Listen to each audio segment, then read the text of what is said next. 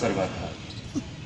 विषय है ईश्वर प्राप्ति में सेवा कैसे सहायक। सेवा कैसे सहायक हो, इससे पहले जो शब्द है ईश्वर प्राप्ति, ये शब्द साधारण नहीं है, बड़ा ही विलक्षण शब्द है। क्योंकि जब भी किसी मनुष्य का, या यूं कहें जब भी किसी का जन्म होता है, तो जन्म के कुछ समय तक जो बचपन गुजरता है उसका, वो अपने ही स्वभाव के अनुसार अपने बचपन को व्यतीत करता है। बचपन में खेल कूद में हर बच्चा, हर बालक, चाहे वो लड़का हो या लड़की, यूं ही मस्त रहता है। बचपन में पढ़ाई लिखाई का भी उसके ऊपर बोझ होता है। माँ बाप जबरदस्ती उसको पढ़ाते भी हैं, कोशिश भी करते हैं पूरी। हम भी और आप भी सब अपने अपने माता और पिता से किसी न किसी माध्यम से कैसे भी पढ़े, और पढ़ने के पश्चात और जैसे ही उम्र आगे बीतती है, कुछ जब होश आता है तब उसे फिक्र होती है कि या तो वो सर्विस करे या फिर कोई नौकरी करे। माता पिता भी ये कोशिश करते हैं कि बच्चा या तो सर्विस में या व्यापार में कहीं ना कहीं आगे बढ़ जाए, नहीं तो खेती किसानी में कुछ ना कुछ बच्चा करे। और जैसे ही वो करने लग जाता है, वैसे ही उस युवा का विवाह उसी के माता पिता विचार करने लगते हैं, और उसके मन में भी एक डिजायर अर्थात एक इच्छा होती है, यदि लड़का है तो उसका विवाह हो जाए, अर्थात लड़की उसको मिले, और लड़की की इच्छा होती है उसका पति मिले। और वो अपने ही सपने संजोता है कि जब मेरा विवाह हो जाएगा तो मुझे ये सुख मिलेगा, वो सुख मिलेगा, और विवाह भी हो जाता है। और विवाह के बंधन में उसे फिर वो जिम्मेवारी भी ऊपर आ जाती हैं। जब लड़का होता है तो पत्नी की जिम्मेवारी, और लड़की होती है तो पति की जिम्मेवारी, सास की, ससुर की, नंद की, जो भी जिम्मेवारी उसकी होती है वो उसके ऊपर आ जाती है।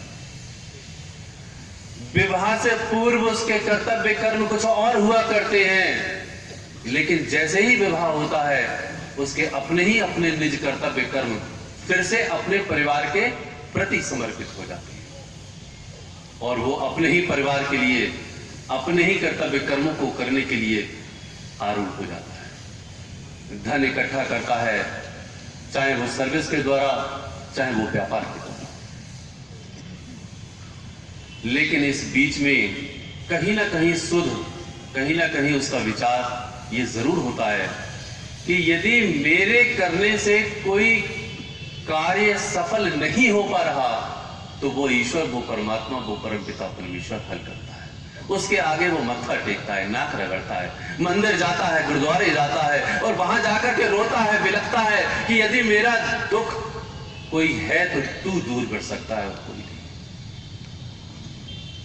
लेकिन संगत यदि पवित्र हो, संगत के साथ सत्संग पवित्र और पूर्ण ऋषि का यदि किसी मनुष्य को प्राप्त हो जाए, उस लड़के या लड़की के लिए, तब शायद कहीं ये सुध आ पाती है।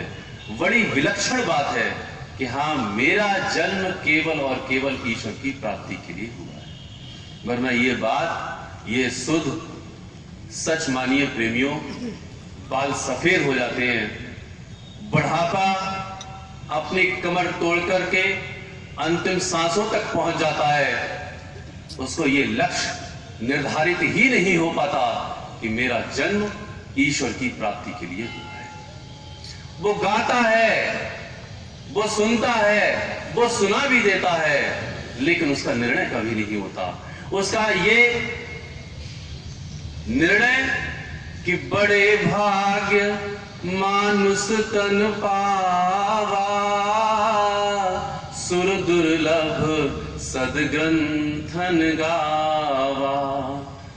बड़े भाग्य मानुष तन पावा, सुर दुर्लभ सदग्रंथन गावा। साधन धाम मोक्ष कर द्वारा, पाए न जेहि परलोक सवारा। बड़े भाग्य से यह मनुष्य का शरीर मिला है।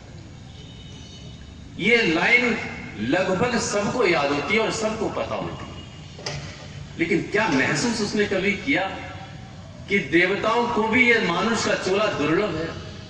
जो मानुष का तन मुझको प्राप्त हुआ है, वो मानुष का तन आज इतना दुर्लभ है कि मुझे वो कल को मिलेगा या नहीं मिलेगा मुझे पता नहीं।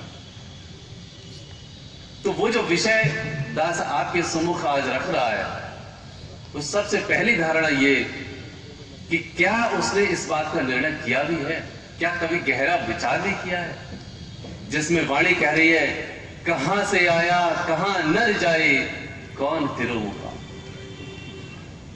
मंगत सार विचारना मानुष जन्म का काम। तू कहां से आया है, कहां तुझको जाना है, क्या तेरा ठिकाना है, क्या कभी विचार किया इस बात का? आज तेरा जो भी नाम है, मान लीजिए किसी का नाम राहुल है, मनोज है, नजर है, क्या वो पहले था? कहां था? एक दिन तू मर जाएगा, अर्थात तेरी देह नष्ट हो जाएगी, खत्म हो जाएगी। तेरे ही अपने तुझे शमशान भूमि में ले जाकर के जला देंगे। तेरी कमाई हुई हर संपत्ति पर वो भोग भोगेंगे जिसको तूने खून पसीने से कमाया है, तो तू यही छोड़ के चला जाता है। तो क्या तेरा ठिकाना है? मंगत सार विचारना मानुष जन्म का काम। सदगुरुदेव महात्मा मंगत राम जी महाराज कहते हैं इसका विचार करना यह मानव जन्म का काम था। लेकिन जो अभी दास ने आपके सम्मुख एक पूरा का पूरा विवरण दिया कि एक जन्म हुआ, बालपन गुजरा, पढ़ाई लिखाई हुई, सर्विस या व्यापार में वो लीन हुआ, विवाह हुआ, उसका अपना ही परिवार हुआ, इसके बीच में क्या ये बात कहीं होश में आती भी है कि हां मेरा लक्ष्य केवल और केवल ईश्वर प्राप्ति है? भगवान राम जब सीता की खोज की, देखिए समझने की बात है, भगवान राम जब सीता की खोज के लिए किष्किंधा पर्वत जब गए, वहां पर पता चला था कि सूत्र पता चलेगा, माता सीता की खोज का हमें कहीं ना कहीं ज्ञान हो जाएगा कि कहां है मां सीता। तो भगवान राम जब अपनी पत्नी को खोजने गए तो वहां बाली को मारा और सुग्रीव को राजा बनाकर के सुग्रीव और सुग्रीव की सब सेना से ये आश्वस्त हो गए कि अब सीता मां की खोज की जाएगी। वक्त कुछ ऐसा था कि वर्षा शुरू हो गई थी, होने ही वाली थी। तो महाराज सुग्रीव ने ये कहा, प्रभु अभी मौसम भी ऐसा है, कुछ क्षण बाद माता सीता की खोज पूरी सेना करेगी और मैं आपको आश्वस्त करके ये वचन देता हूं। खैर भगवान राम भी इस बात को समझ गए, बात भी सही है, क्योंकि वर्षा ऋतु में आना जाना, भीगना, इस तरह से बड़ा दिक्कतें होती है। तो कुछ क्षण रुक गए, सुग्रीव राजा बन गए किष्किंधा पर्वत के, और जब राजा बन गए तो राजवैभव, राजभोग आ गए, और राजभोग में सुग्रीव भूल गए, वर्षा पूरी भी हो गई, उसके बाद भी उनको होश नहीं आया कि मैंने भगवान राम को वचन दिया था, अपने मित्र को वचन दिया। तब भगवान राम ने स्वयं लक्ष्मण से कहा कि लक्ष्मण जाओ सुग्रीव से कहो। लक्ष्मण को भी बड़ा क्रोध था। तब लक्ष्मण क्रोध के आवेश में आकर के धनुष बाण उठा करके सुग्रीव के पास पहुंचे। ये सूचना जब मंत्रियों के द्वारा ये बात पता चली सुग्रीव को कि लक्ष्मण बड़े क्रोध में हैं, तो उनका क्रोध शांत करने के लिए हनुमान जी को भेजा गया।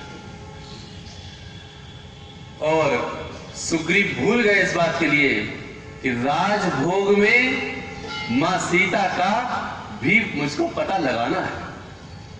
तब वो क्या अनुनय विनय करते हैं, भगवान से क्या कहते हैं, क्या फरियाद करते हैं ईश्वर से। वो कहते हैं अब प्रभु कृपा करहु यह भांति, सब तज भजन करहु दिन राती। अब प्रभु कृपा करो यह भांति, हे प्रभु अब मुझ पर कृपा करो, मैं दिन रात प्रभु का भजन करूं, परमात्मा का भजन करूं, ऐसी कृपा ऐसी दात मुझको दे दीजिए। ये हाल भी हमारा और आपका है।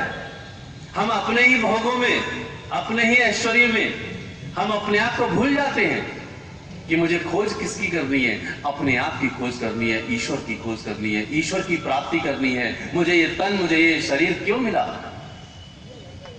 उस सुग्रीव की भांति ही हम भी भूल जाते हैं।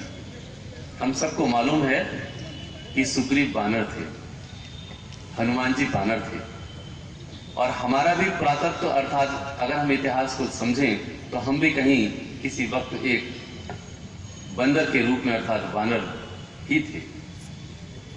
तो वो जो बुद्धि उनकी थी, क्या हमको नहीं लगता कि हमारे पास विवेक इतना आ भी गया? हम विवेकवान हो गए, कमाने लगे, नौकरी व्यापार सब कुछ करने लगे, अपने ही कुटुंब का परिपालन कर रहे हैं, लेकिन हमको क्या यह विवेक है भी कि हाँ हमको ईश्वर की प्राप्ति करनी है? तो जब तक ये निर्णय और ये बात नहीं होती, तब तक ये विषय अपने आप में अपूर्ण ही है कि ईश्वर की प्राप्ति में सेवा कैसे सहायक, क्योंकि ये विषय गंभीर रूप से ध्यान से वही श्रवण करेगा, उसी को उसका लाभ होगा इस विषय का, जिसको सही मायने में उस ईश्वर की प्राप्ति तक पहुंचना है। वरना प्रेमियों बात वहीं की वहीं रह जाएगी, क्योंकि हम जीवन जीते तो हैं, बगैर लक्ष्य के यदि हम जीवन जिए तो ठीक वैसे ही होगा कि हमने यहां से घर पहुंचना है, अगर इसका निर्णय नहीं हुआ तो हम जाएंगे किधर, चलेंगे किधर, हमारी रास्ता क्या होगी, हमने कौन सा रास्ता इख्तियार किया? तो जब तक हमने अपना रास्ता इख्तियार नहीं किया, अपनी ही मंजिल का चुनाव नहीं किया, तब तक ये विषय, ये सत्संग, ये शास्त्र, ये श्रुति, ये वाणी, ये वचन सब वैसे के वैसे ही है जैसे कि अपूर्णता में आते। लेकिन हाँ, यहां पर जितने भी प्रेमी बैठे हैं, इनमें चंद प्रेमी जरूर ऐसे हैं जिनका लक्ष्य ईश्वर की प्राप्ति है। वो बड़ा डिवोटी है, बड़ा समर्पित है, और वो एक एक वचन को, एक एक बात को और शास्त्रों के उस मर्म को जानने की भी कोशिश करते हैं कि आखिर किस विज्ञान के तहत मुझे अपनी बुद्धि निर्मल कर सकूं मैं, और वो ईश्वर, वो परमपिता परमेश्वर जो मेरे ही अंदर विराजा हुआ है, मैं उसका कैसे पहुंचूं। इसलिए ध्यान से श्रवण करेंगे कि ईश्वर की प्राप्ति का जब लक्ष्य बन गया, तब सेवा हमारे जीवन में कैसे सहायक है। इसके लिए हम समझें कि सद्गुरुदेव महात्मा मंगत राम जी महाराज ने एक वचन में हमसे क्या कहा।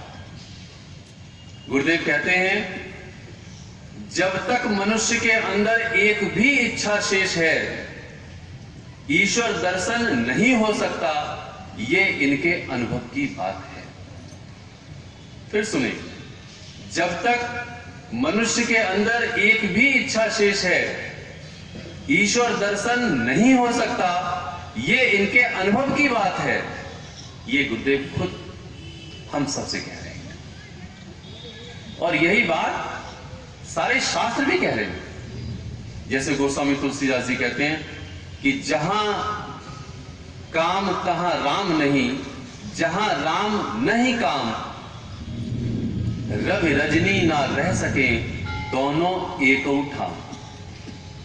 अर्थात जहां कामना है, जहां इच्छा है, वहां राम नहीं है, और जहां राम है वहां कोई कामना नहीं है, वहां कोई इच्छा नहीं है। यही बात गुरुदेव बड़े साधारण शब्दों में कहते हैं कि जब तक मनुष्य के अंदर एक भी इच्छा शेष है, एक भी इच्छा, तब तक ईश्वर दर्शन नहीं हो सकता। इसीलिए ये जो मनुष्य है वो कहते हैं आशा माही जन्मिया आशा में मर जाए। आशा में ही वो जन्म लेता है और आशा में ही मर जाता है। उसको ये होश ही नहीं आता कि आशा मेरी बैरी है, दुश्मन है, मेरे लिए ही पाप है या मेरे लिए ही मेरे सुख का साधन है। मैं आज तक यही समझता रहा कि मेरे लिए ये सुख का साधन है। इस जीव का जो इस जीव को देह मिलती है वो भी इसी इच्छा अर्थात इसी कामना के ही फलस्वरूप मिलती है। भगवान कृष्ण गीता में अर्जुन को समझाते हैं, यम यम वाप स्मरण भावम तम तमेव कौन्तेय। हे कुंती पुत्र अर्जुन, जिस जिस भाव को लेकर के ये मनुष्य अपनी देह का त्याग करता है, उस भाव से भावित होकर उसको अगला जन्म, अगली देह उसको प्राप्त होती है। अर्थात जिस जिस भाव को लेकर के ये अंतिम सांस जा रही है, उसी भाव से भावित होकर अगली जो देह है वो मुझको प्राप्त होती है। यदि इस बात को मैं गहराई से समझ रहा हूं तो मुझे ये समझना होगा कि ईश्वर की प्राप्ति में मेरे और ईश्वर के बीच में केवल एक कड़ी है और वो है मेरी ही कामना अर्थात मेरी ही इच्छा। इसके अतिरिक्त और कुछ भी नहीं। ईश्वर मेरे जितने करीब है, इससे ज्यादा करीब तो दुनिया में कुछ है ही नहीं और कोई है ही नहीं। लेकिन ईश्वर मुझसे इतना दूर हो जाता है, इतना दूर चला जाता है, या मैं इतना दूर हो जाता हूं उससे कि मैं अपने ही इच्छाओं के अडंबार उसके बीच में ला देता हूं, जिससे कि ईश्वर मुझसे बहुत दूर हो जाता है।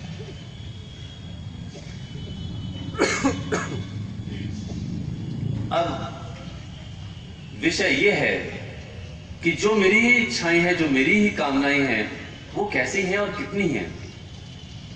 तब गुरुदेव क्या कहते हैं उसके बारे में हमको समझ लेना चाहिए। गुरुदेव एक वचन में हमसे कहते हैं, जीव को हर वक्त 3 प्रकार की कामना बनी रहती है। अब गहराई है इस वचन में, क्योंकि हमें यह समझना होगा कि आखिर प्रभु के और मेरे बीच में क्या है, मैं कहां फंसा हुआ हूं। तब गुरुदेव कहते हैं जीव को हर वक्त 3 प्रकार की कामना बनी रहती है, यानी धन तन मन के भोगों में गिरफ्तार रहता है। किसी सूरत में भी शांति को प्राप्त नहीं हो सकता, चाहे बड़े से बड़े ऐश्वर्य को प्राप्त करके भोग क्यों ना करे। इस मोह में दिन रात मग्न रहता है और अपने जीवन को पाप युक्त करके नाश कर देता है। इस जीव को केवल 3 ही कामनाएं हैं। गुरुदेव फरमाते हैं, पहले धन की, तन की और मन की। इन तीनों ही कामनाओं में, इन तीनों ही इच्छाओं में वो गिरफ्तार रहता है, चाहे बड़े से बड़े ऐश्वर्य को प्राप्त करके भोग करे। इसका मतलब क्या है? हमें और आपको अगर आकलन करें, जो है हमारे पास वर्तमान में, ध्यान से सुनना, जो है हमारे पास वर्तमान में, यदि इस स्थिति में हम केवल और केवल ईश्वर की प्राप्ति करें, केवल और केवल ईश्वर की प्राप्ति, तो हमारे पास जो है अंतिम सांस तक वो खत्म नहीं होगा, ये गारंटी है। इतना उस ईश्वर ने दे दिया, उस परमात्मा ने दे दिया कि जब तक हमारी अंतिम सांस हमारे पास रहेगी, वो सारे ऐश्वर्य कम जब भले ही हो जाए लेकिन खत्म कभी नहीं होंगे। लेकिन मेरा निर्णय आज तक नहीं बदला। मैं आज भी धन को कमाने की कोशिश करता हूं, भले ही मेरे बाल सफेद हो गए। मैं तन को संवारने की कोशिश करता हूं, भले ही मेरे बाल क्यों ना सफेद हो गए। मैं ये चाहता हूं कि मैं सबसे ज्यादा सुंदर दिखूं, सबसे ज्यादा अच्छा दिखूं, ऐसे लिबास में। और मन की कामनाएं तो इतनी हैं कि वो अनंत ही अनंत है, कि वो वाला हाल है कि एक सेठ जी को हार्ट अटैक का दौरा सा पड़ गया, मूर्छित हो गए। डॉक्टर को उनके ही बच्चों ने बुलाया। डॉक्टर साहब ने उनका पूरा चेकअप किया, दवाई दे दी, मूर्छा खत्म हो गई। देखिए, सुनने की बात है। जब उनको होश आया तो उनके मुनीम उनके पास खड़े हुए थे, बच्चे उनके पास खड़े हुए थे, पत्नी उनके पास खड़ी हुई थी, सेठ जी के पास। बच्चे पूछने लगे, आखिर क्या हुआ जो इनको मूर्छा आ गई, बेहोश हो गए, बात क्या हुई है? मुनीम जी आप ही साथ में थे, क्या बात हुई? मुनीम जी कहते हैं, कोई बात नहीं हुई थी कुमार जी, हमारे से ही आखिर में बात हो रही थी। सेठ जी ने पूछा एक हफ्ते पहले कि हमारी कुल संपत्ति का आकलन करो कि हमारी कुल संपत्ति कितनी है। मैं एक हफ्ते बाद पूरी संपत्ति का ब्यौरा देने सेठ जी के सामने खड़ा हुआ। मैंने उनको बताया कि तुम्हारे पास इतनी जमीन है, इतने मकान हैं, इतने प्लॉट हैं, इतनी संपत्ति है, इतना उधार भी है।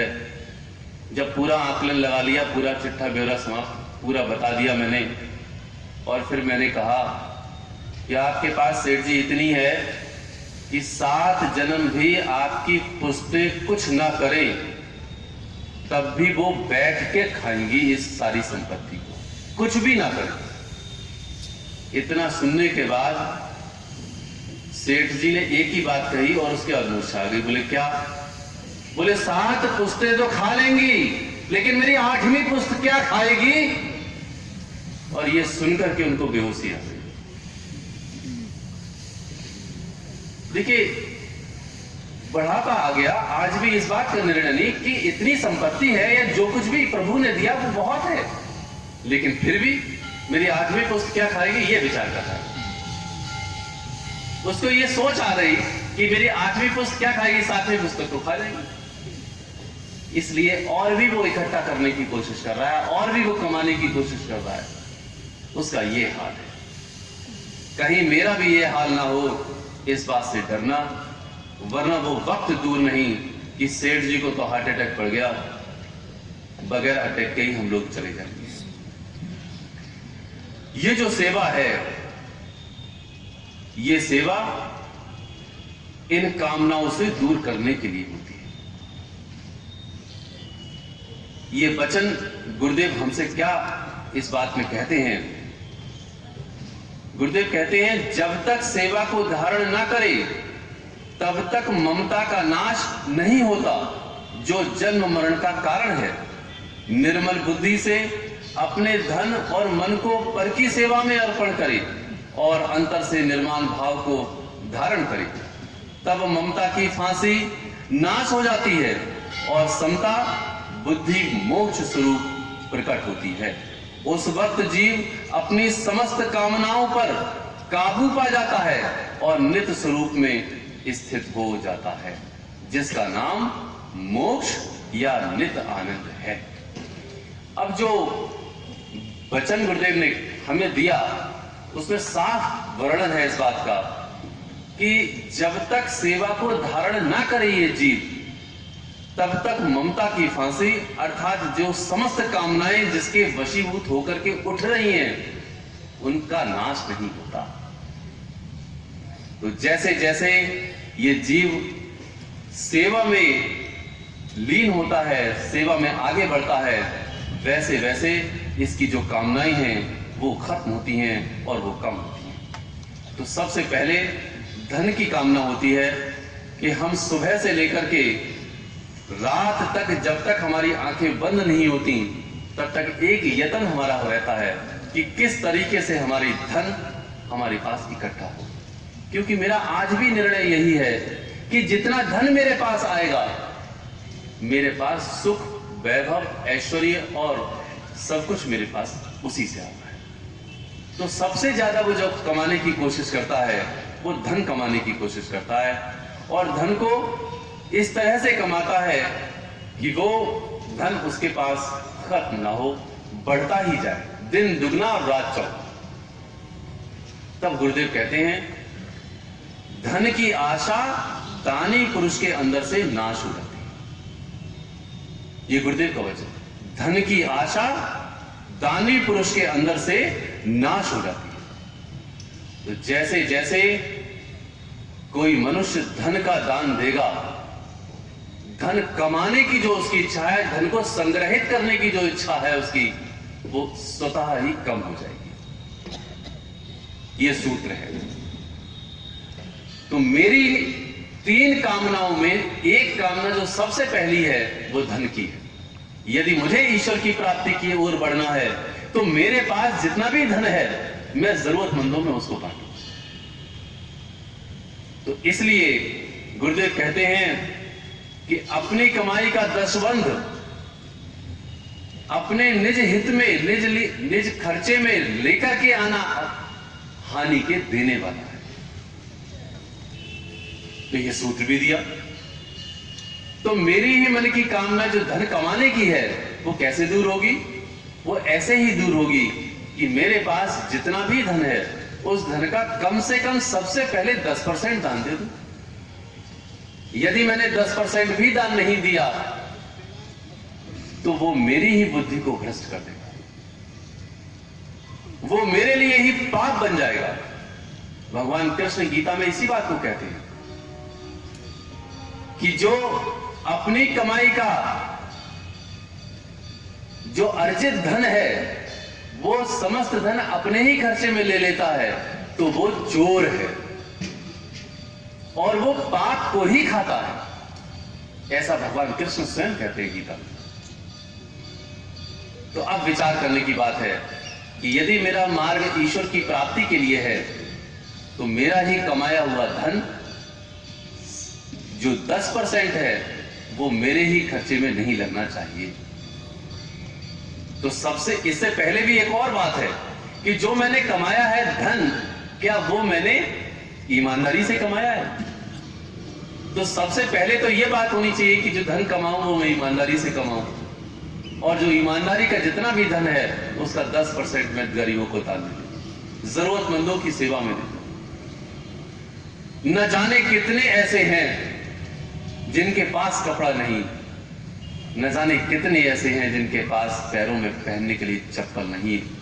और मैं अपनी अलमारी में देखूं, विचार करके देखूं तो बाहर जाने की चप्पल और है, घर में पहनने की चप्पल और है, फंक्शन में जाने की चप्पल और है, और इसके भी 3-3, 4-4, 6-6 जोड़ी हैं। मैचिंग से चप्पलें और जूते पहने जाते हैं, मोजे और लिबास पहने जाते हैं। जिन कपड़ों को मैं पहनता हूं उनमें से महीनों गुजर जाते हैं, किसी का नंबर नहीं आता उन कपड़ों का। जरा विचार करके देखूं, रात को 11 बजे जरा निकल के देखना प्रेमियों, साइकिल से या मोटरसाइकिल से या अपनी कार से, इस कड़कड़ाती हुई सर्दी में भी, बारिश के मौसम में भी न जाने कितने ऐसे मिल जाएंगे जो ठिठुरते हुए रात भर पूरी उस रोड पर गुजार देते हैं। आपको न जाने कितने ऐसे मिल जाएंगे। अपने घर से अपने कपड़ों को, अपनी वस्तुओं को साथ में लेकर के कभी निकलना, वो व्यक्ति खत्म नहीं होंगे जब तक आप रास्ते से गुजर के अपने घर तक लौट करके नहीं आते हैं। आपकी वस्तुएं कम पड़ जाएंगी, ये ध्यान रखना। रात को 9 बजे, 10 बजे, 11 बजे हम अपने ही छत के नीचे आराम से कमरे में बंद होकर सो जाते हैं। सेवा करने के लिए रात में निकल करके देखना तो मालूम पड़ेगा कि मैं तो गुर्राटे मारकर घर में ही सोता हूं, कभी उन गरीबों की जिनके पास ना खाने को है, ना पहनने को है, ना सोने को है, वो रात में ऐसे ही सो जाते हैं, उनकी जरा खैर खबर तो लेना। तब जाकर के जब रात को सिमरन करोगे, सुबह को उठकर के सिमरन करोगे, तो परमात्मा में मन ऐसा लगेगा जिसका अनुभव केवल आप स्वयं ही करेंगे और कोई नहीं कर सकता। इसलिए जो धन हम कमा रहे हैं वो ईमानदारी की कमाई, और जितना हम कमा रहे हैं उसमें से 10% हम गरीबों को दें।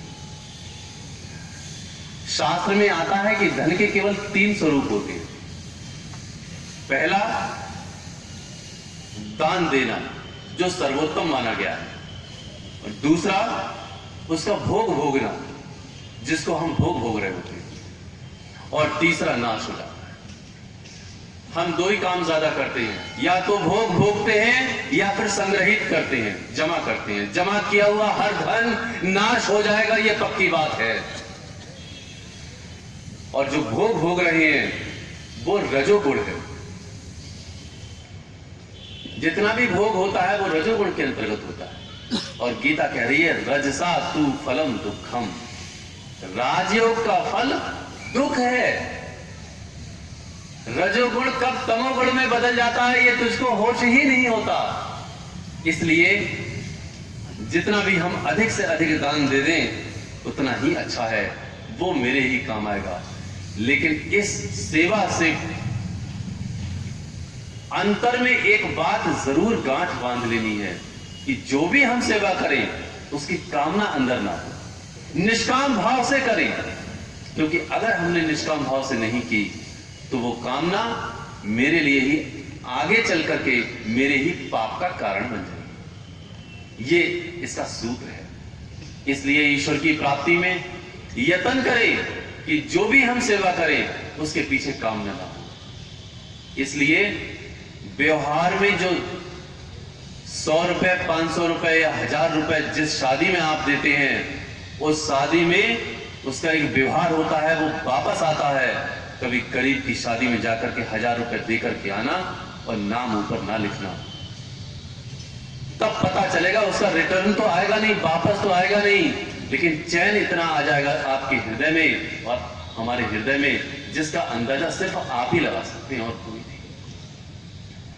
इसीलिए कुछ प्रेमियों के ऐसे भी स्वभाव होते हैं कि लड़की के यहां देकर के तो आते हैं, नाम भी नहीं लिखाते और खाते भी नहीं है ताकि मेरा दान हो जाए। ऐसा दान करने की कोशिश करो। सेवा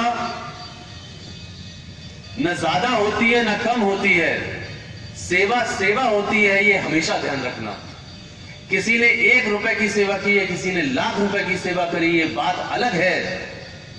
उसके पीछे भाव क्या था, ये सबसे बड़ी बात है।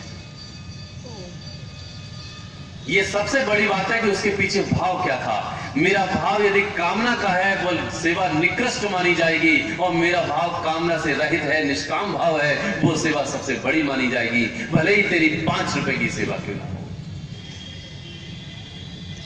इसलिए सेवा सेवा होती है, न सेवा छोटी होती है और न सेवा बड़ी होती है। गुरु नानक साहब का एक दृष्टांत आता है।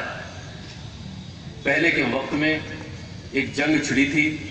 उस जंग में सभी जितने भी सिख समुदाय अर्थात सरदार जी थे, वो अपने ही दुश्मन को जो उन पर सवार थे वो उन पर प्रहार कर रहे थे। उस युद्ध में एक गुरुदेव के भक्त थे कन्हैया दास जी। कन्हैया दास जी को सेवा थी कि जितने भी घायल जो सैनिक हैं उन सभी सैनिकों को तुमने पानी पिलाना है। उन सैनिकों को पानी पिलाने के लिए कन्हैया दास जी रात रात भर जगा करते थे और पानी पिलाया। एक बार की बात है, कन्हैया दास जी की शिकायत कर दी गई। वो शिकायत क्या थी कि कन्हैया दास जी अपने ही सैनिकों को पानी नहीं पिलाते, उनको तो पिलाते ही पिलाते हैं, बल्कि अपने दुश्मन के सैनिकों को भी पानी पिलाते हैं और उनकी मरहम पट्टी कर देते हैं। अपने ही सैनिकों को ही नहीं पिलाते बल्कि दुश्मन के सैनिकों को भी पिलाते। गुरु दरबार में हाजिर हुए, जब शिकायत की गई, उनसे पूछा गया क्या ऐसा करते हो? अपने सैनिकों को भी पिलाते हो, दुश्मन के सैनिकों को भी पिलाते हो, उनको भी जीवन दे रहे हो? कन्हैया दास जी का एक ही फरमान था, उनका जवाब क्या था? गुरुदेव, हम तो उनमें भी आपका ही रूप देखते हैं। गुरुदेव, हम तो उनमें भी आपका ही रूप देखते हैं, इसलिए ये होश ही नहीं रहता कि वो सैनिक हमारे पक्ष के हैं या वो उनके पक्ष के हैं। यानी सेवा करो तो ऐसी करो कि दुश्मन का भी अगर कोई सैनिक हो, दुश्मनी भी तुमसे निभा रहा हो, तब भी उसकी सेवा करो। आज मेरे मन में यह पक्षपात आ जाता है कि वो आज मेरी बरादरी का है, वो मेरे कुटुंब का है, वो मेरा अपना है, मैं उसको ज्यादा दूं, वो पराया है, मैं उसको कम दूं, वो हिंदू है, मैं उसको ज्यादा दूंगा, वो मुसलमान है, वो मैं उसको कम दूंगा, वो सिख है, ईसाई है, वो दूसरी जात का है, वो दूसरे धर्म का है। संपूर्ण प्रकृति निष्पक्ष भाव से, बगैर किसी भेदभाव के वो सेवा कर रही है, तो तुझको भी सेवा वैसे ही करनी है। इसलिए गुरुदेव कहते हैं कि दुनिया की हर वस्तु सेवा कर रही है, सेवा करने के लिए ही पैदा हुई है, लेकिन इंसान गरज रखकर सेवा करता है। परिवार खानदान की, मित्रों की, पीरों की, फकीरों की और देश की सेवा करता है। गरज रखता हुआ ही ईश्वर खुदा की सेवा करता है, दान पुण्यादि करता है। बिना स्वार्थ के इंसान मुश्किल से ही सेवा करता है, बिना स्वार्थ के इंसान मुश्किल से ही सेवा करता है। सबसे बड़ा कर्तव्य निष्काम सेवा है। ईसा मसीह ने, मोहम्मद साहब ने, राम, कृष्ण आदि ने रब की याद की और सेवा पर जोर दिया। गरज वाली सेवा से दुनिया के सुख मिलते हैं, निष्काम सेवा से निष्काम सुख मिलते हैं, जो कभी समाप्त नहीं होते। गरज वाली सेवा से दुनिया के सुख मिलते हैं। जो कामना की सेवा है, सेवा व्यर्थ नहीं जाएगी। जो तुमने कामना की सेवा की है, यदि कुछ कामना रख करके, तो वो सेवा का फल मिलेगा और अपार मिलेगा। वो कहते हैं गरज वाली सेवा से दुनिया के सुख मिलते हैं। सुख मिल जाएगा। तू आज 1 रुपए देगा, तुझको 4 गुना यही प्रकृति तुझको वापस कर देगी। लेकिन निष्काम सेवा से निष्काम सुख मिलते हैं, जो कभी समाप्त नहीं होते। और निष्काम कर्म और निष्काम सेवा सही मायने में वही करेगा और वही प्रयत्न करेगा इस कार्य को जिसको ईश्वर की प्राप्ति करनी है। जिसका लक्ष्य ईश्वर है, वही इस सेवा को आगे करेगा। यदि सेवा सही मायने में करनी है, तो सेवा के पीछे उसका लक्ष्य ईश्वर की प्राप्ति ही होगा, वरना वो सेवा अकात चली जाएगी, निष्फल चली जाएगी। इसलिए कहते हैं कथनी से कुछ ना बने, कथ कथ थके जुग चार, मंगत रहनी सार है, पाए तो पाप विनाश। कथनी से कुछ ना बने। ना जाने कितने कितने लोग कहते हैं और कहते रहते हैं, उनसे कुछ बनना नहीं। कथ कथ थके जुग चार, 4 जुगों तक कोई कहता रहे, यहां तक कि प्रवचन भी क्यों ना करता रहे। मंगत रहनी सार है, जो उसकी रहनी है, जो उसका जीवन है, सही मायने में वही सार है उसका। अगर उसने अपनी रहनी को नहीं बनाया, तो कहते हैं पाए तो पाप विनाश, वो पाप को प्राप्त हो जाएगा। उसका हर कर्म, उसका हर जतन पाप को प्राप्त होगा। ये बात उसको समझ लेनी चाहिए। एक बार भगवान कृष्ण से जब गीता का प्रवचन किया गया था, जी गीता का उपदेश किया गया, तब अर्जुन ने भगवान कृष्ण से एक प्रश्न पूछा, केशव, तुम जो हमें समझा रहे हो, ये मुझको समझ में तो सब आ रहा है। ये प्रश्न हमारा भी हो सकता है, इसलिए दास आपके सम्मुख रखा है। केशव, जो तुम हमको समझा रहे हो, जो तुम हमको बता रहे हो, ये सब समझ में तो आ रहा है, लेकिन पता नहीं क्यों मेरा हृदय इसको स्वीकार नहीं कर पाता, मैं इसको अमल में नहीं ला पाया। इसका क्या कारण है केशव? भगवान कृष्ण अर्जुन की ओर मुख करके कहते हैं और मुस्कुरा करके कहते हैं, अर्जुन, जिस ज्ञान को तू प्राप्त कर रहा है वो तू अपनी बुद्धि से निर्णय इसलिए नहीं कर पा रहा क्योंकि तेरी बुद्धि में सारे के सारे कुटुंब के जो नाते हैं, जो ममता है, वो तूने अपनी बुद्धि से बांध रखी है। ये भगवान कृष्ण उस अर्जुन को उत्तर देते हैं। आज भी तूने अपनी बुद्धि से इन सारे संबंधों को तिलांजलि करके इस बुद्धि को, इस ज्ञान को प्राप्त करने की कोशिश नहीं की। इसीलिए ये ज्ञान, इसीलिए ये विज्ञान तू जान करके भी स्वीकार नहीं